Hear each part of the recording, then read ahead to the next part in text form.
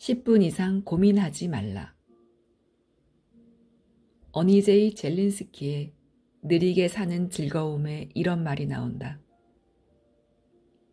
우리가 하는 걱정거리의 40%는 절대 일어나지 않을 사건들에 대한 것이고 30%는 이미 일어난 사건들, 22%는 사소한 사건들, 4%는 우리가 바꿀 수 없는 사건들에 대한 것들이다.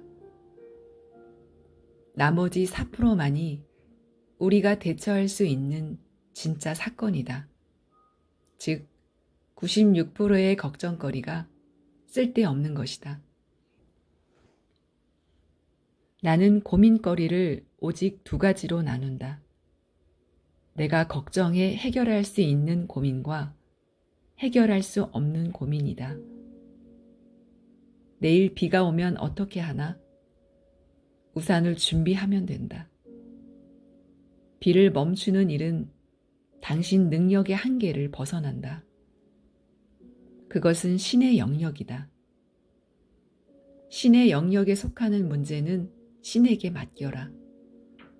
그리고 오직 당신이 걱정에 풀 수 있는 문제들만 고민하고 해결책을 찾아라. 나는 낙관론자도 아니고 비관론자도 아니다.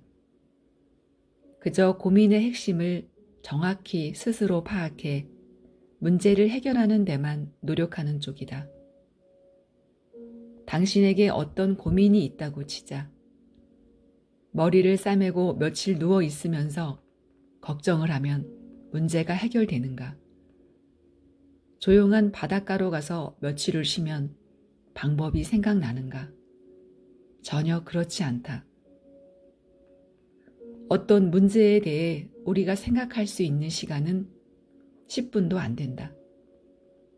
무슨 걱정거리가 있건 그것을 종이에 적어보라. 틀림없이 서너 줄에 지나지 않는다. 그 몇 줄도 안 되는 문제에 대해 10분 안에 해답이 나오지 않으면 그것은 당신으로서는 해결할 수 있는 고민이 아니다. 그런데도 당신은 그 10분을 질질 고무줄처럼 늘려가면서 하루를 허비하고 한 달을 죽이며 1년을 망쳐버린다. 머리가 복잡하다고 하면서 말이다. 하지만 사실은 해결 방안도 알고 있으면서 행동에 옮기는 것을 두려워하는 경우가 대부분이다. 실직을 당한 친구가 있었다. 살아갈 길이 막막하다고 몇 개월을 고민하고 술에 취해 있는 모습을 보았다. 고민의 핵심은 간단하다. 취직이 안 된다는 것이다. 왜 안 될까?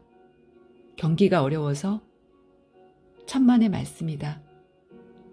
핑계를 외부에서 찾지 말라. 채용될 만한 사람이 아니기 때문이다. 그렇다면 해결책이 나온다. 채용될 만한 사람으로 탈바꿈해야 한다. 앤드류 매튜스는 마음 가는 대로 해라 해서 이렇게 말한다. 새벽에 일어나서 운동하고 공부를 하고 사람들을 사귀면서 최대한으로 노력하고 있는데도 인생에서 좋은 일이 전혀 일어나지 않는다고 말하는 사람을 나는 여태껏 본 적이 없다.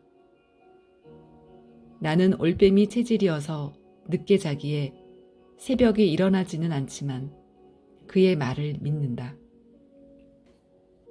고민이 많다고 해서 한숨 쉬지 마라. 고민은 당신의 영혼을 갉아먹는다. 문제의 핵심을 정확히 파악하고 해결책을 찾아 그대로 실행하라. 해결책이 보이지 않으면 무시하라.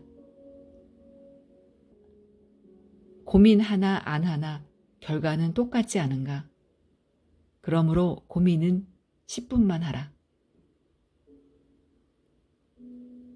고민과 문제를 혼동하지 마라. 고민은 마음속으로 괴로워하고 애를 태운다는 뜻이고 문제는 해답 혹은 해결이 요구되는 상황을 의미한다. 고민이 어떤 문제에서 비롯된 것이라면 고민은 중지하고 문제를 해결하려는 쪽으로 방향을 바꾸어야 한다.